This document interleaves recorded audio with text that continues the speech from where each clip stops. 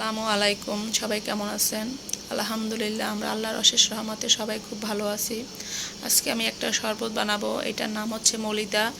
এই জন্য প্রথমেই আমি ঠান্ডা পানি নিয়েছি।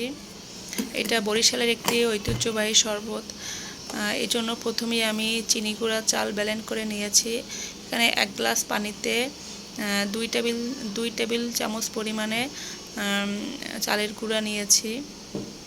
এখানে 2টা গ্লাসে আমি 2 রকমভাবে শরবতটা বানাবো। একটাতে চিনি দিয়ে বানাবো, অন্যটাতে আমি খেজুরের গুড় দিয়ে বানাবো। এরপরে আমি 2 চা চামচ পরিমাণে চিনি দেব। মিষ্টিটা আপনাদের স্বাদ মতো দিতে পারেন, যে যেরকমভাবে মিষ্টিটা খেতে পছন্দ করে। আমি এখানে 2 চা চামচ পরিমাণে চিনি দিয়েছি।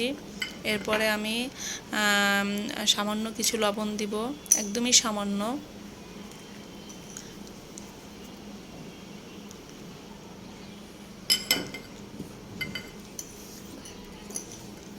অন্য গ্লাসেও আমি সামান্য পরিমাণে লবণটা দিয়ে দিচ্ছি।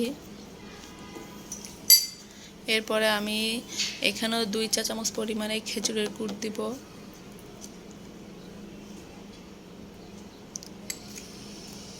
আপনারা এখানে গুড়টা আপনাদের ইচ্ছা মতোভাবে ব্যবহার করতে পারেন, যার যার মিষ্টি স্বাদ অনুযায়ী। এরপরে আমি আধা চা চামচ পরিমাণে আদা বাটা দিব।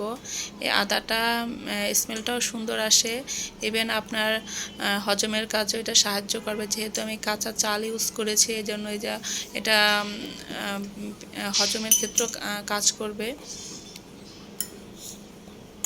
এরপরে আমি চাল চিনি ভালো করে মিক্স করে নিব, যেন একদম পানির সাথে মিশে যায়। এই রেসিপিটা আমার দাদুর কাছ থেকে শেখা।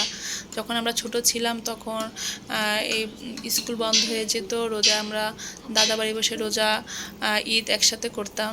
দাদুকে দেখতাম এটা ইফতারের সময় উনি বানাতেন। ইভেন ঈদের দিন সকালে এটা দাদু বানাতেন। আমার আব্বু কাকাদের দেখতাম এটা খেয়ে তারা নামাজে যেত। এই জন্য এই খাবারটা কেন জানি আমার খুব ভালো লাগে। এটা সব সময় করা হয়ে ওঠে না, এটা আমার রোজার সময় আমি ম্যাক্সিমাম টাইমই করে থাকি। আপনারা যারা এই শরবতটা এখনও খাননি, এটা খেয়ে দেখতে পারেন। এটা খুবই মজা।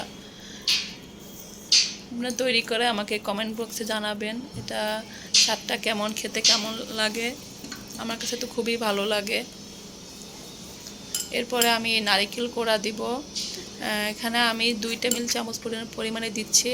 এটা আপনাদের ইচ্ছা মতো যে যেরকম নারকেল খেতে পছন্দ করেন সেরকমভাবে দিতে পারেন।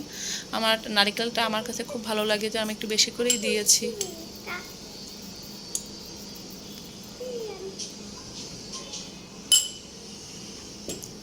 এখন নারকেল কোড়াটাও এটার সাথে ভালো করে নেড়ে মিক্স করে নিব।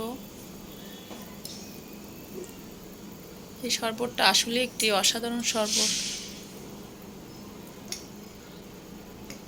আমি আর একটু পরিমাণে গুড় দিয়ে দিচ্ছি এখানে।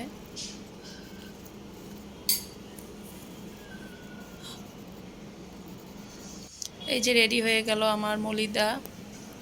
2 রকমের ভিন্ন স্বাদের মলিদা। আমি প্রণালীটি আবার বলে দিচ্ছি। এখানে চিনি গুঁড়া চাল নিয়েছি, লবণ, চিনি, নারকেল কোড়া, তারপর খেজুরের গুড়, আদা বাটা।